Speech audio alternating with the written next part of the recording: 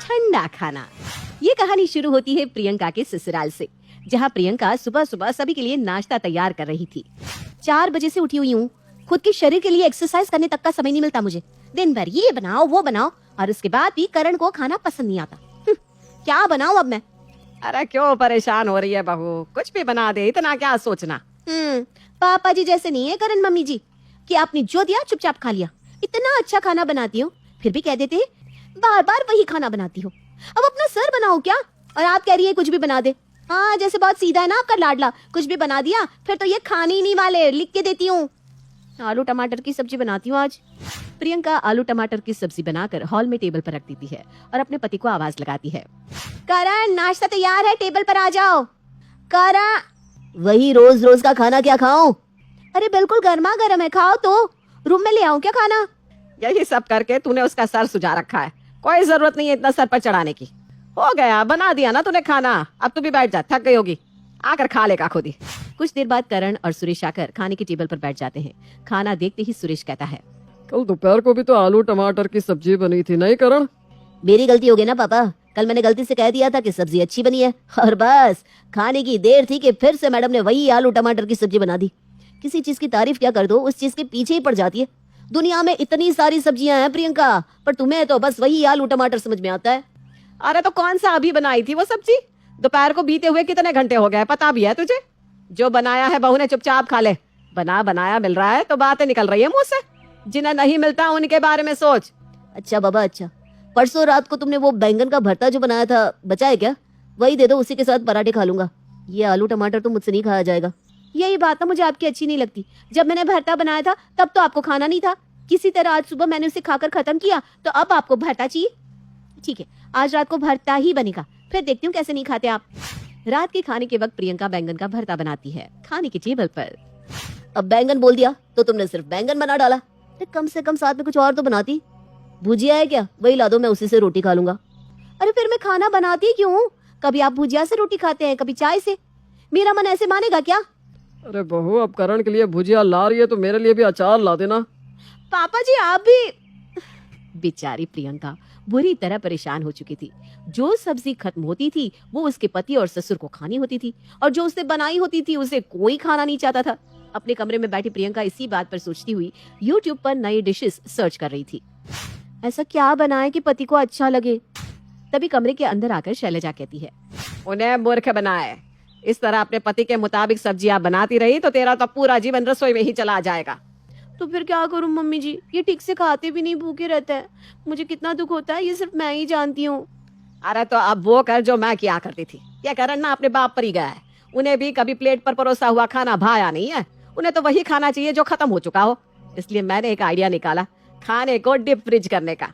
खाने को deep fridge कर दे, एक बार जब खाना बनाती है तो ज्यादा क्वांटिटी में बना ले और फ्रीजर में भर दे, फिर 3-4 दिनों बाद उसे ही ताजा खाने की तरह गर्मा गर्म अपने पति को परोस दे। समझी क्या? नहीं, तू नहीं समझी, छोड़। कल का नाश्ता मुझ पर छोड़ दे और देख कैसे तेरा पति और तेरे ससुर जी उंगलियां चाट चाट कर खाना खाते हैं। अगली सुबह शैलजा डीप फ्रीज किए हुए मटर को निकालती है और बनाती है आलू मटर की सब्जी। और ऑफ सीजन में अपने खाने में मटर देखकर तो दोनों बाप बेटे खाने पर ऐसे टूट पड़ते हैं मानो जन्मों जन्मों से भूखी हो। यही खाना तो मैं मिस कर रहा था मम्मी। वाह मम्मी वाह, क्या खाना बनाया है, मजा आ गया। देखो ये होता है एक्सपीरियंस प्रियंका, सीखो कुछ। मान गए शैलजा जी आपको, ऑफ सीजन में मटर, आहा मजा आ गया। बस ये मटर आप लेकर कहाँ से आई? आप खाने से मतलब रखिए ना, खेती किस खेत में हुई उससे नहीं। मान गए मम्मी जी को, क्या चक्कर चलाया है। अब मैं भी यही करूंगी। इन लोगों को ताजा खाना भाता ही नहीं है तो बासी ही सही। और अगले दिन से शुरू कर देती है प्रियंका खाना डीप फ्रीज करना। डीप फ्रीज करना ही है तो रोज रोज खाना बनाकर क्यों करूं? एक साथ में 2-4 सब्जियां बना देती हूँ और सबको फ्रीजर में रख देती हूँ। जब भी मांगेंगे तो खाने को गर्म करके सामने परोस दूंगी। एक साथ प्रियंका 4-5 तरह की डिशेस बनाकर फ्रिज में रख देती है। पहले 2 दिन तो पहले की तरह ही निकलते हैं, क्योंकि उन 2 दिनों में भी प्रियंका हर तरह की सब्जियां बनाकर डीप फ्रीज करने में बिजी थी। अब तीसरे दिन प्रियंका आलू प्याज की सब्जी फ्रिज से निकाल कर खाने के टेबल पर परोसती है, जिसे देखते ही हमेशा की तरह करण कहता है, बताओ आलू प्याज मतलब आलू नहीं छोड़ना तुम्हें। उस दिन जो परवल बनाया था वो सही था नहीं पापा? परवल भी बनाया है पापा जी। मुझे लगा था कि करण को आलू पसंद नहीं आएगा, इसीलिए मैं अभी परवल की सब्जी लेकर आती हूँ। प्रियंका फौरन फ्रिज खोलती है और बर्फ बन चुकी परवल की सब्जी को फ्रीजर से बाहर निकालकर कढ़ाई में गरम करके अपने पति और ससुर के सामने परोस देती है। और उसे देखते ही दोनों तो ऐसे वाह वाह वाह करते हैं मानो उन्हें अमृत मिल गया हो। वाह बहू वाह, मजा आ गया। इन्हें तो मजा आना ही था। इन्हें इसी तरह गर्मा गर्म खाने की आदत जो है, समझ गए ना आप?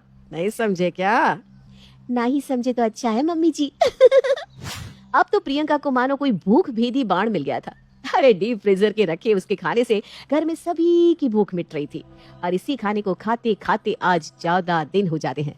नहीं नहीं नहीं बहू, मुझे कुछ मत दे, खाने का स्वाद सही नहीं लग रहा मुझे। आपकी पसंद की भिंडी है, क्यों नहीं अच्छा लग रहा है खाना? बिल्कुल ताजी तो है सब्जी। मुझे भी पिछले 2-4 दिनों से खाने के टेस्ट में कुछ गड़बड़ सी लग रही है। रहने तो प्रियंका, मेरा खाना मत डालो। करण तो बचकर निकल जाता है और सुरेश फंस जाता है। किसी तरह सुरेश उस खाने को निकलता है, पर बुरी बात तो ये होती है कि इसके बाद भी प्रियंका बासी खाने को ही सभी को परोसती। अब तो ऐसे खाने के डर से सुरेश और करण बाहर ही खाना शुरू कर देते हैं। 1 महीने बाद इन लोगों का भी समझ में नहीं आता, क्यों खाना नहीं खाना? ये खाना खराब थोड़ी ना है, हम दोनों भी तो यही खाना खा रहे हैं। कुछ हुआ क्या हमें? करण कह रहा था कि उसे खाने में बदबू आ रही है। अब बताओ मम्मी, रोज रोज कोई खाना बनाता है क्या? अरे रहने देना बहू, क्या दिमाग खराब कर रही है? इन बाप बेटे को चूल्हे में जाने दे, तू और मैं नाश्ता कर लेते हैं। 20 दिन पहले तूने जो पोहे बनाकर फ्रीजर में रखे थे ना, वही लिया, खा लेते हैं। बातें करते करते दोनों सास बहू पोहे खाना शुरू करती हैं। खाते खाते प्रियंका कहती है, पेट में ही अचानक गुड़गुड़ कैसे होने लगा? लगता है सुबह पेट साफ नहीं हुई होगी। मैं ना अभी बाथरूम जाकर आती हूँ। अरे नहीं नहीं बहू, तू रुक, मेरी तो उम्र भी हो गई है, मेरे से रुका नहीं जा रहा, मुझे बाथरूम जाने दे। और जो ये सास बहू बाथरूम में जाती हैं, फिर तो बाथरूम इनसे छूटता ही नहीं। हर 2-2 मिनट में कभी शैलजा तो कभी प्रियंका बाथरूम में। अच्छा हुआ पापा हमने बाहर खाना खा लिया। मैं तो पहले ही कह रहा था मुझे खाने में कुछ गड़बड़ लग रही है। हो गया ना पेट खराब दोनों का। अच्छा आप बताओ, क्या खिला रही थी प्रियंका तुम हमें? वो क्या है ना बेटा, मैं कुछ चीजों को डीप फ्रिज कर देती हूँ, जैसे कि कच्ची सब्जियों को, पर बहू ने तो हर खाने को ही डीप फ्रिज करना शुरू कर दिया। मुझे भी ज्यादा स्वाद में फर्क नहीं लगा तो मैं भी खा लेती थी। मुझे क्या पता था कि ऐसा हो जाएगा। आप खड़े खड़े मुंह क्या देख रहे हैं जी? डॉक्टर को बुलाइए, वरना मैं परलोक सिधार जाऊंगी। एक बार और बाथरूम गई तो आपको मुझे ही डीप फ्रिज करना पड़ेगा। करण फौरन डॉक्टर को कॉल करके उन्हें घर बुलाता है। डॉक्टर प्रियंका और शैलजा को दवाई देते हैं और उन्हें बताते हैं कि बासी खाने के कारण ही उनकी तबीयत इतनी बिगड़ी है। नहीं डॉक्टर साहब, अब नहीं खाएंगे हम। चाहे मुझे दिन में 100 तरह की सब्जियां क्यों ना बनानी पड़े, मैं बासी खाना तो ना खाऊंगी, ना किसी को खिलाऊंगी। शिल्पा है तो सांवली लेकिन बहुत ही टैलेंटेड। लेकिन कहते हैं ना, शादी के लिए तो लंबी और गोरी होनी चाहिए। शिल्पा, ये रिश्ता भी हाथ से गया। अरे कितनी बार कहा वो गोरी होने वाली क्रीम लगाया कर, लेकिन नहीं, किताब से सर खपाने से फुर्सत मिले तब ना। तू ही क्यों नहीं इसके लिए उपटन तैयार करती थी? शर्मा जी की बेटी का कम रेट में कितना अच्छा रिश्ता हुआ है। इसकी तो उम्र के साथ ही लड़के वालों की डिमांड भी बढ़ी जा रही है। शिल्पा को ये बातें अब बुरी नहीं लगती थी, लगे भी क्यों, बचपन से सुन जो रही थी वो ये सब कुछ। उसके लिए ये तो मात्र एक कान से सुनना और दूसरे कान से निकाल देने वाली बात थी। फिर एक रोज, पापा मेरी नौकरी लग गई है। वाह, अच्छा, कहाँ बेटा? न्यूज चैनल में पापा, खबरों को लिखना होगा। हाँ, वैसे भी तेरे जैसी सांवली शक्ल की लड़की को कौन पर्दे पर आने देगा, क्यों? चल, 4 पैसे कमाने लायक हुई है तो लड़के वालों को बोल देंगे कि कमाती भी है, फिर शायद कोई कर ले शादी। हाँ सही कह रहे हैं। वैसे बेटा कल शाम को एक लड़का और आने वाला है, उसे भी देख लेना। शिल्पा को इस बार गुस्सा आ जाता है। अच्छे न्यूज चैनल में नौकरी लगने की खुशी भी माँ पापा के चेहरे पर नहीं दिखती। अगले रोज ऑफिस से शिल्पा घर आती है तो सामने बैठा होता है हिमांशु। हिमांशु शिल्पा को देखता है तो पहली नजर में तो वो उससे पसंद नहीं आती, लेकिन फिर भी फॉर्मेलिटी तो करनी थी। ओके, तो क्या शौक है तुम्हारे और खाने में क्या क्या बना लेती हो? मुझे पढ़ने लिखने का शौक है, खाना बनाना नहीं आता, बिल्कुल भी नहीं आता। पर फिर भी क्योंकि ये रिवाज है कि बहू को खाना बनाना होता है तो थोड़ा बहुत बना लूंगी, लेकिन उतना ही वक्त किचन को दे पाऊंगी जितने में मेरा काम, मेरी नौकरी सफर ना हो। बाकी भूख तो तुमको भी लगती होगी, तो खाना बनाने की जिम्मेदारी दोनों की ही होगी, है ना? शिल्पा बोले जा रही थी। अब तक जिन लड़कियों से हिमांशु मिला था, शिल्पा उन सब से अलग थी। वो ऐसी ही तो लड़की चाहता था। शिल्पा से बात करने के बाद, ठीक है, फिर शादी 2 महीने बाद करेंगे। वो क्या ना, खाना बनाना भी तो सीखना होगा ना। मुझे मंजूर है। शिल्पा को भी हिमांशु अच्छा लगने लगता है। दोनों की शादी हो जाती है, लेकिन शादी के बाद से ही हिमांशु का परिवार शिल्पा के रंग को लेकर कई बातें बनाता। क्या बात है हिमांशु, क्या कमी हो गई थी जो ऐसी काली सी बहू ले आया? काली काली तो नहीं है। हाँ, मेरी शिल्पा का रंग हल्का सांवला है। वैसे आप तो कृष्ण की भक्त हैं, जानती है ना, उनका रंग भी सांवला था। अब सांवले रंग के कृष्ण की पूजा, तो सांवली मेरी बीवी खराब कैसे? बात तो सही भी थी। क्यों सांवला रंग खराब माना जाता है? शिल्पा पति का तर्क सुन रही थी।